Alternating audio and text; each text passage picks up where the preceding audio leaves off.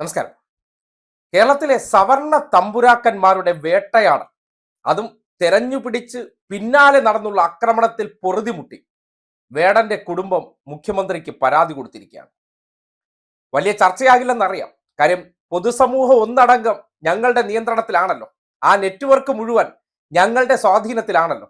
ഞങ്ങൾ വിചാരിക്കുന്നത് പലതും ഇവിടെ നടക്കും. ഞങ്ങൾക്കെതിരെ ശബ്ദമാകുന്നവനെ സംഘടിതമായി ഞങ്ങളുടെ ആ നെറ്റ്വർക്ക് ഉപയോഗപ്പെടുത്തി എങ്ങനെയൊക്കെ ഇല്ലായ്മ ചെയ്യാൻ പറ്റും എന്നതിന്റെ തെളിവ് പ്രവൃത്തിയിലൂടെ കാട്ടിത്തരികയാണ്. നേരത്തെ അതേ സവർണ തമ്പുരാന്മാർ സംഘപരിവാറിന്റെ ഒക്കെ കേന്ദ്രങ്ങളിൽ നിൽക്കുന്ന ശശികല ഉൾപ്പെടെയുള്ളവർ പറഞ്ഞ വാചകം കേട്ടില്ലേ? നിങ്ങൾക്ക് ഗോത്രകല ഞങ്ങൾ റെഡിയാക്കി തന്നിട്ടില്ലേ? എന്തിനാണ് റാപ്പുമായിട്ട് വന്നത്? റാപ്പുമായിട്ട് വന്നതും പോരാ, പറഞ്ഞ വാചകം എന്താണ്? നീ തമ്പുരാനാണെങ്കിൽ എനിക്കൊരു തൈരുമില്ല. അങ്ങനെ പറഞ്ഞിട്ട് നീ ഈ സമൂഹത്തിൽ ജീവിക്കുമോ?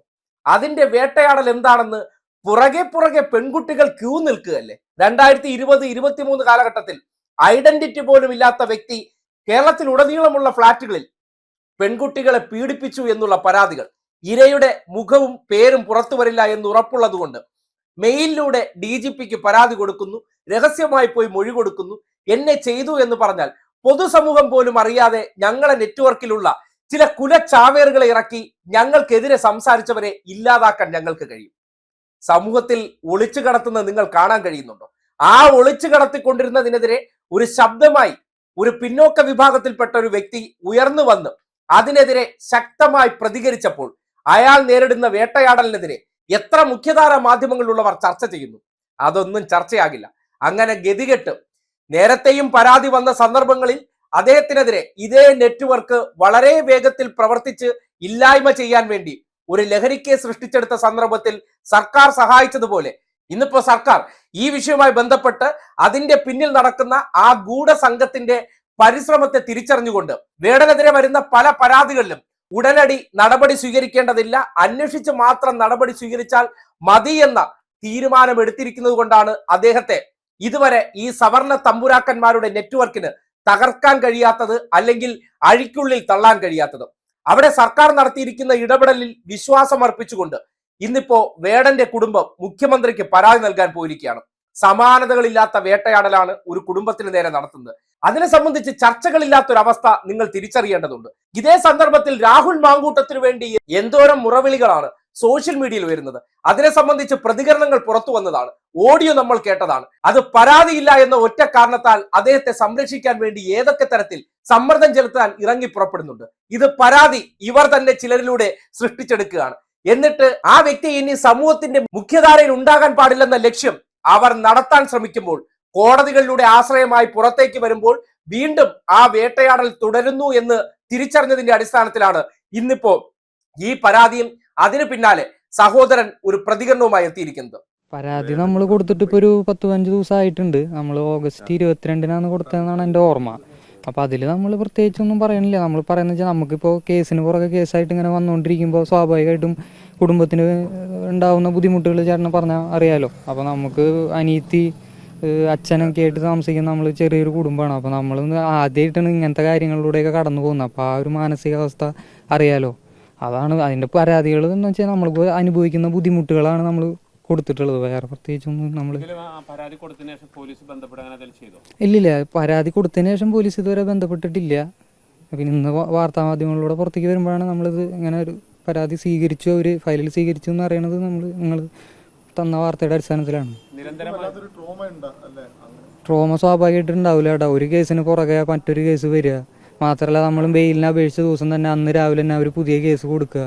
അപ്പോൾ ഒന്നിന് പുറകെ ഒന്നായിട്ട് നമ്മളിത് അവസാനിപ്പിക്കുക. ഇങ്ങനെ ഒരാൾ നിലനിൽക്കുന്നില്ല എന്നുള്ളത് വരുത്തി തീർക്കുക, മൊത്തത്തിൽ അവരുടെ കുടുംബത്തെ തന്നെ ഇല്ലാണ്ടാക്കുക എന്നുള്ള രീതിക്കാണല്ലോ വരുന്നത്. തുടർച്ചയായി വരുമ്പോൾ സ്വാഭാവികമായിട്ട് നമ്മളൊരു സാധാരണക്കാരനല്ലേ.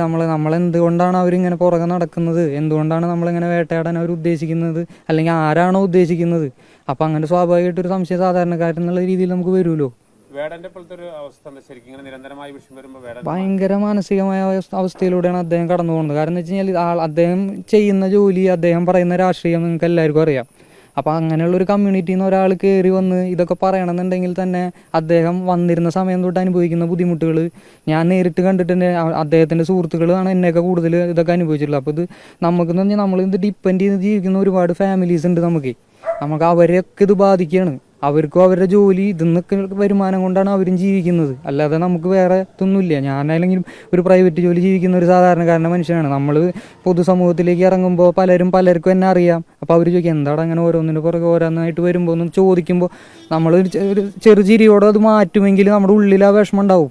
ഏത് കാലം തൊട്ട് ഇത്ര ക്രൂരമായ സംവിധാനം വന്നു? ഇതിപ്പോ റീസെന്റ് ആണ് ഇത് ഇത്രയും പ്രകടമായിട്ട് വന്നു തുടങ്ങിയതാണ് ഞാൻ വിശ്വസിക്കുന്നത്. കാരണം മുമ്പ് നമുക്ക് വരാറുണ്ട്. കാരണം നമ്മൾ മുന്നോട്ട് വയ്ക്കുന്ന രാഷ്ട്രീയം അങ്ങനെയാണല്ലോ, അദ്ദേഹം പറയുന്ന രാഷ്ട്രീയവും അങ്ങനത്തെയാണ്. അപ്പോൾ സ്വാഭാവികമായിട്ടും നമുക്ക് പണ്ട് തൊട്ടേ ഇങ്ങനത്തെ പ്രശ്നങ്ങൾ ഉണ്ടാവാറുണ്ട്.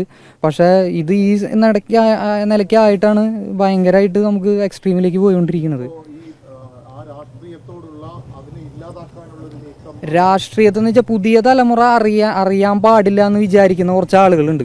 ഉദാഹരണത്തിന് ഡോക്ടർ BR അംബേദ്കർ, അയ്യങ്കാളി പോലത്തെ കുറച്ച് ആളുകളുണ്ട്. അവരൊന്നും പുതിയ തലമുറ അറിയരുത്. അവരറിയാതെ തന്നെ ഇവർ ജീവിച്ച് പോകണം. അതായത് എന്നാലാണ് പല ആൾക്കാർക്കും ഈ പുതിയ ആശയങ്ങൾ ഈ കുട്ടികളിലേക്ക് കുത്തിക്കയറ്റാൻ പറ്റുള്ളൂ. അത് നമ്മൾ സമ്മതിക്കില്ല. ആരെങ്കിലും ഒക്കെ ഇത് പറയണ്ടേ. നമ്മളൊരു കലാകാരൻ എന്ന നിലയ്ക്ക് കല എന്ന് പറഞ്ഞാൽ എപ്പോഴും പ്രത്യേകിച്ച് റാപ്പ് എന്ന് പറയുമ്പോൾ ഒരു പ്രതിഷേധത്തിൻ്റെ സ്വരമായിട്ടാണ് നമ്മൾക്ക് കണ്ടുവന്നിട്ടുള്ളത്. അപ്പോൾ അത് ആരെങ്കിലും പറയണ്ടേ. അങ്ങനെ ഒരു ടോപ്പിക്ക് ചൂസ് ചെയ്യുമ്പോൾ തന്നെ നമുക്ക് രാഷ്ട്രീയപരമായ എതിർപ്പുകൾ ഉണ്ടാവും എന്ന് വിചാരിച്ചിട്ട് തന്നെയാണ് നമ്മൾ ഈ പരിപാടിയിലേക്ക് ഇറങ്ങിയിട്ടുള്ളത്. തുടങ്ങിയ കാലത്ത് ഇത് അദ്ദേഹം അത്ര പീക്കിലായിട്ടില്ലല്ലോ. ഇപ്പോഴല്ലേ അദ്ദേഹം ആ പീക്കിലേക്ക് എത്തിയിട്ടുള്ളത്. അപ്പോൾ സ്വാഭാവികമായി അതൊരു കൂട്ടം ആൾക്കാരെ അസ്വസ്ഥരാക്കുന്നുണ്ട്. അതിൽ സംശയമൊന്നുമില്ല. ഈ പരാതി മുഖ്യമന്ത്രിക്ക് നൽകി. ഇനി അടുത്ത ഒരു കാര്യമായ ഒരു ആക്ഷൻ ഇല്ലെങ്കിൽ എന്താ നിങ്ങൾ പ്ലാൻ ചെയ്യുന്നത്? കാര്യമായ ഒരു ആക്ഷൻ ഉണ്ടാവില്ല എന്ന് നമ്മൾ വിചാരിക്കുന്നില്ല. കാരണം എന്ന് വെച്ച് കഴിഞ്ഞാൽ നമുക്ക് ഇപ്പോൾ ഒപ്പം നിന്നിട്ടുള്ളത് മീഡിയ, പോലീസ്, ഭരണകൂടം, അതുപോലെ തന്നെ നീതിപീഠം, ഇവരെല്ലാവരും ഞങ്ങൾക്ക് ഒപ്പം ഇതുവരെ നിന്നിട്ടുണ്ട്. അപ്പോൾ അതുകൊണ്ട് നമുക്ക് ആ പേടിയും ഭയമൊന്നുമില്ല. ഞങ്ങൾ ഫുൾ വിശ്വാസം നിങ്ങളിലുണ്ട്, നിങ്ങളെല്ലാവരിലും ഉണ്ട്. അതുകൊണ്ട് നമുക്ക് ആ പേടിയില്ല. ഇതിലെന്തായാലും അതിനുള്ള വേണ്ട ആക്ഷൻ എടുക്കുമെന്ന് തന്നെയാണ് നമ്മൾ വിശ്വസിക്കുന്നത്. ഈ സ്ത്രീകളെ ആരെങ്കിലും ചട്ടുവാക്കുന്നുണ്ടോ?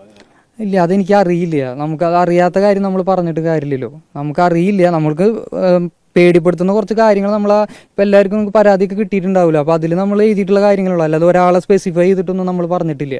ഇതിന് പിന്നിൽ ഈ മേഖലയിലുള്ള അതായത് സംഗീത രംഗത്തുള്ളവർ തന്നെയാണോ അതോ രാഷ്ട്രീയ രംഗത്തുള്ളവരാണ് ഇതിന് ആ സാധ്യത നിങ്ങൾ കാണുന്നത്? കാരണം ഇത്രയും പെട്ടെന്ന് ഉയർന്നു വന്ന ഒരാളെ താഴ്ത്തുക, നശിപ്പിക്കുക എന്നുള്ള ലക്ഷ്യം സ്വാഭാവികമായിട്ട് ഈ മേഖലയിൽ മറ്റ് അങ്ങനെ നമുക്ക് ഇതുവരെ തോന്നിയിട്ടില്ല. കാരണം ആദ്യമായിട്ടാണ് ഇത് ഇത്രയും വളരെ പ്രകടമായിട്ട് സോഷ്യൽ മീഡിയയിലൂടെയും മറ്റ് മാധ്യമങ്ങളിലൂടെയൊക്കെ അദ്ദേഹത്തെ മാത്രമല്ല മൊത്തത്തിൽ നമ്മളെ അവസാനിപ്പിച്ച് കളയാന്നുള്ളൊരു രീതിയിലേക്കുള്ള കാര്യങ്ങൾ തുടങ്ങിയത് ഈ അടുത്താണ്. അപ്പോൾ അങ്ങനെ നമുക്ക് തോന്നിയിട്ടില്ല. നമുക്ക് ഈ ഇൻഡസ്ട്രിയിലുള്ളവർ നമ്മളെ വിളിച്ച് ആശ്വസിപ്പിക്കുകയാണ് ചെയ്തിട്ടുള്ളത്. അതുകൊണ്ട് നമുക്ക് അങ്ങനെ തോന്നിയിട്ടില്ല.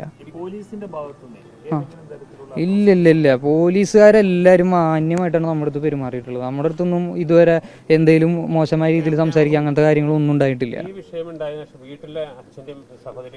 അച്ഛൻ്റെ അവസ്ഥ പറയാണ്ടിരിക്കുകയാണ് ഭേദം. കാരണം വെച്ചാൽ ആള് 2 തവണ അറ്റാക്കും ഇതൊക്കെ കഴിഞ്ഞിരിക്കുന്ന ഒരു മനുഷ്യനാണ്. സ്വാഭാവികമായിട്ട് ദിവസം ഒരു 10-15 ഗുളിക കഴിക്കുന്ന ഒരു മനുഷ്യനാണ് അദ്ദേഹം. ഇത് സ്ഥിരം ആളാണെങ്കിൽ എപ്പോഴും ന്യൂസ് കാണുന്ന ആളാണ്. അപ്പോൾ സ്വാഭാവികമായിട്ട് പഴയ ആളല്ല. അപ്പോൾ TV വെച്ച് നോക്കുമ്പോൾ തന്നെ മകനെ കുറിച്ചുള്ള വാർത്തകൾ ഇങ്ങനെ ഓരോ ദിവസം ഓരോന്ന് വന്നുകൊണ്ടിരിക്കുമ്പോൾ ഉണ്ടാവുന്ന ബുദ്ധിമുട്ടുകൾ ഞാൻ പറയണ്ടല്ലോ, ചേട്ടന് മനസ്സിലാവുമല്ലോ. അതിൻ്റെ ബുദ്ധിമുട്ടാണ്. പിന്നെ അനിയത്തി എന്ന് പറഞ്ഞാൽ അവള് ആലപ്പുഴയിലാണ് താമസിക്കുന്നത്. അവള് ഒരു 6-7 വയസ്സായിട്ടുള്ള ഒരു കുട്ടിയുണ്ട്.